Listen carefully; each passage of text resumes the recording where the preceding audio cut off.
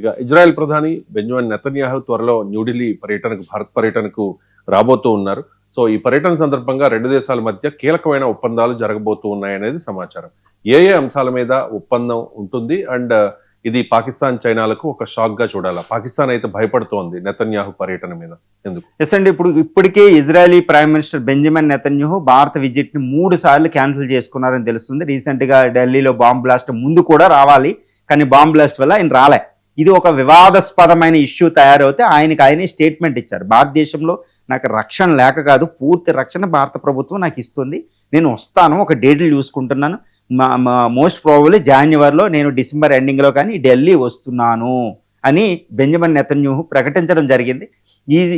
ఈ పర్యటనకి చాలా చాలా ప్రాముఖ్యత ఉంటుందండి. ఎందుకంటే ఇప్పుడే రీసెంట్గా ఒక 4 days బ్యాకే India's commerce minister Piyush Goyal garu ఆయన ఇజ్రాయెల్లో పర్యటించి బెంజమిన్ నెతన్యాహుతో మీట్ అయ్యి అక్కడ ఇండియా ఇజ్రాయెల్ ట్రేడ్ డీల్ కుదిరింది. ఈ ట్రేడ్ డీల్ ప్రకారం ఏంటంటే $2.4 billion ట్రేడ్ ఉన్నదాన్ని $5 billion ట్రేడ్ ఎక్కువ చేయడానికి ఎగుమతి దిగుమతులు, పెట్టుబడులు, టెక్నాలజీ, ఈ డిఫెన్స్ కోఆపరేషన్ అన్నిట్లో ఎక్కువ చేసుకోవడం, వాణిజ్య సంబంధాలు. ఇజ్రాయెల్ ఇండియా అంటేనే వెంటనే డిఫెన్స్ అంటారు, కాదు వాణిజ్య సంబంధాలు కూడా చాలా ప్రధానమైనవి, గుర్తుపెట్టుకోవాలి. ఇక్కడ రీజనల్ పవర్ ఇండియా అయితే అక్కడ రీజనల్ పవర్ వెస్ట్ ఏషియాలో ఇజ్రాయెల్, 2 రీజనల్ పవర్ మధ్య సంబంధాలు గుర్తుపెట్టుకోవాలి. అది కూడా చాలా అభివృద్ధి చెందిన దేశం ఇజ్రాయెల్.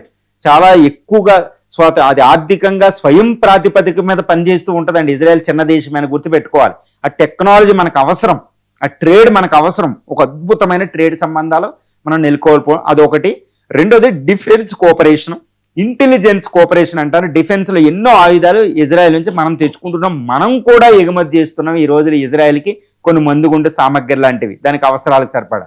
అది కూడా అంతే పరస్పరం ఉంది. ఇప్పుడు జాయింట్ ప్రొడక్షన్ కొన్ని ఆయుధాలు తయారు చేయబోతున్నారు ఇజ్రాయెల్ ఇండియా, ఏదో రష్యా ఇండియా బ్రహ్మోస్ లాగా. కాబట్టి ఇది పాకిస్తాన్ చైనాలకి పెద్ద ఇష్యూ అనమాట. ఇండియా ఇజ్రాయెల్ మధ్య ఇంటెలిజెన్స్ కోఆపరేషన్ అనేది రాబోతుంది. మొసాదు ఇలాంటి వాటిలో ఇది చాలా రహస్యంగానే జరుగుతుంది. ఈ సంబంధాలు అక్కడ పాకిస్తాన్ సౌదీ అరేబియా ఒక డిఫెన్స్ ట్రీట్ చేసుకున్నాయి కాబట్టి దాన్ని కౌంటర్ చేయడానికి ఇజ్రాయెల్ ఇండియా రంగంలో దిగాయి. అంటే ఇజ్రాయెల్ ఇప్పుడు పాకిస్తాన్ అణ్వాయుధాలు ఫోకస్డ్గా అనేది పనిచేస్తూ ఉంటుంది అనమాట. కాబట్టి అంటే పాకిస్తాన్ అణుబాంబు భారత్కి ఎంత ప్రమాదమో ఇజ్రాయెల్ కూడా అంతకంటే ఎక్కువ ప్రమాదం, ఎందుకంటే ఇస్లామిక్ బాంబు కాబట్టి ఇండియా ఇజ్రాయెల్ పాకిస్తాన్ అణ్వాయుధాల పరంగా టార్గెట్ చేస్తూ ముందుకెళ్తాయి. అదేవిధంగా ఇజ్రాయెల్ ఎక్కువ ఆయుధాలు మనకి ఇచ్చే ఆయుధాలు టెర్రరిజానికి ఎక్కువగా పనిచేస్తూ ఉంటాయి జమ్మూ అండ్ కాశ్మీర్లో. కాబట్టి ఇజ్రాయలీ నేత ఎవరైనా ఇండియా వచ్చారు అంటే ఫస్ట్ భయపడే దేశం పాకిస్తాన్. ఇప్పుడు చైనా కూడా ఆ కోవలో చేరుకుంది, ఎందుకంటే చాలా చైనా కంటే అత్యాధునిక ఆయుధాలు ఇజ్రాయెల్ దగ్గర ఉంటాయి, ఆ టెక్నాలజీ వాళ్ళ దగ్గర ఉంటుంది. అది మనకి ట్రాన్స్ఫర్ చేస్తే చైనాకి పాకిస్తాన్కి ఒకేసారి చెక్ పెట్టవచ్చు. కాబట్టి Israel prime minister Benjamin Netanyahu Delhi వస్తున్నారు అంటే భారతీయులకు చాలా చాలా మంచిది. అది పాకిస్తాన్ చైనాలకి చాలా పెద్ద వార్నింగ్ కూడా.